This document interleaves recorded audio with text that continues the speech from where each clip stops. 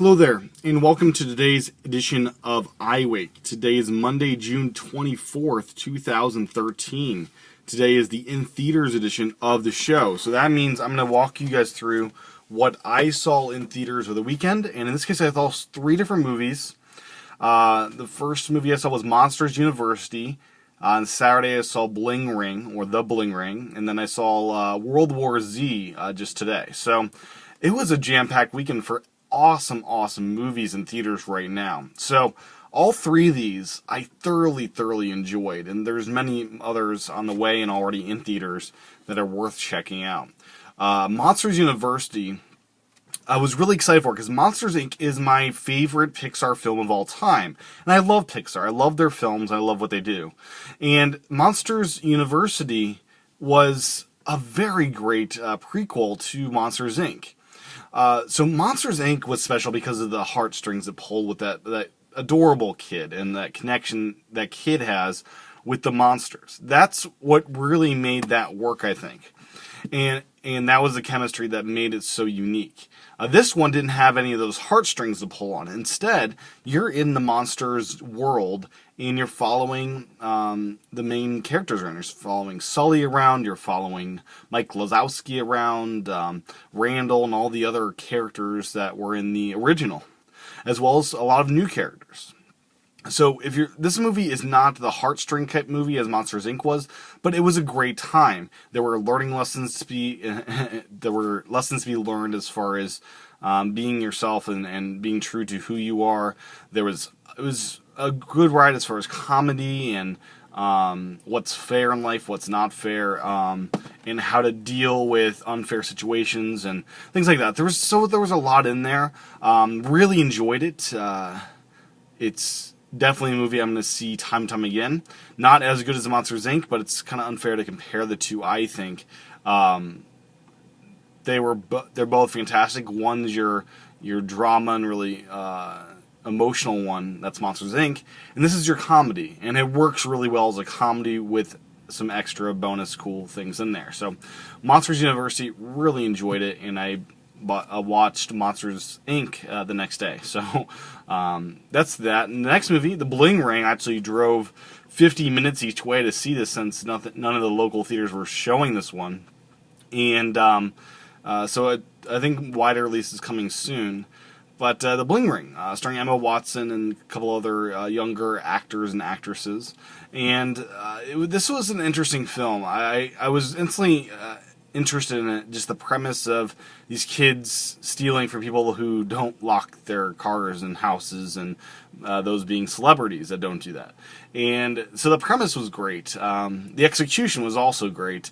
There were a lot of relatable characters. There are people that I know and very much like these people in this film, where first off, I know the people that don't lock their cars or houses. I know the people that I know the stereotype of the people that acted in the way these thieves did, at least without the robbing that I know of. But I think the story was executed well. There was a kind of foreboding nature of it, because you knew from the very opening scene that these guys would eventually be caught.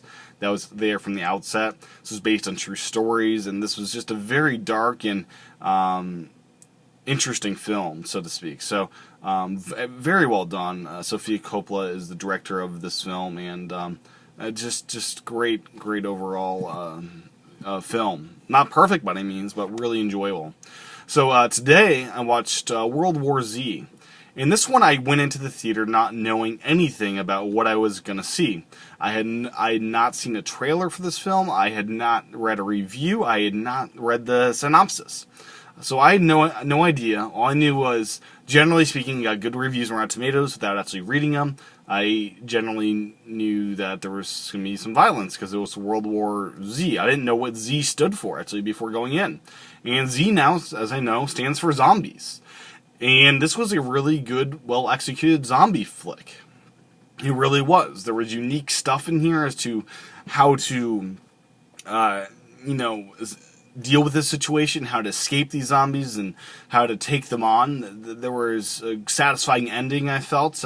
There were riveting scenes and suspense throughout. This was a really well-executed zombie flick that I will watch again and perhaps buy. It was very good, and all three of these really, really well done, and would encourage you to see them.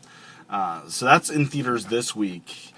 Next week in theaters, Next week, I will probably be taking off, as I will be traveling, and I'll be in Las Vegas. And the week after that, I'll be in Los Angeles. So I'll basically I'll be taking 2 weeks off pretty soon here for a vacation, with probably have some stuff thrown up on the channel, but no iWake during those 2 weeks. So coming up in theaters rather soon, this weekend, and I'll probably catch some of these before I leave for my trip, is, let me try to load it up here. So what to look out for next week. Let's see. Sorry about the delay here. App just crashed. But yeah, lots of cool stuff coming up rather soon. So yeah, here we go. White House Down, June 28th, which is another yet White House attack kind of movie that we had one of those earlier this year. The Heat with Sandra Bullock and Melissa McCarthy. That looks fantastic. Very funny and looks great there. Redemption with Jason Statham, and that looks... I haven't actually heard that one. Then the week after that, Despicable Me 2, The Lone Ranger, The Look of Love, and just a couple days for the July 5th opening, The Way, Way Back with Steve Carell and Toni Collette, and Hammer of God. So those are the immediate releases, and we've got lots more to look forward to. So that's in theaters, and go check them out. Thanks for watching this edition of iWake. Back tomorrow for the Apple edition of the show. Thanks for watching.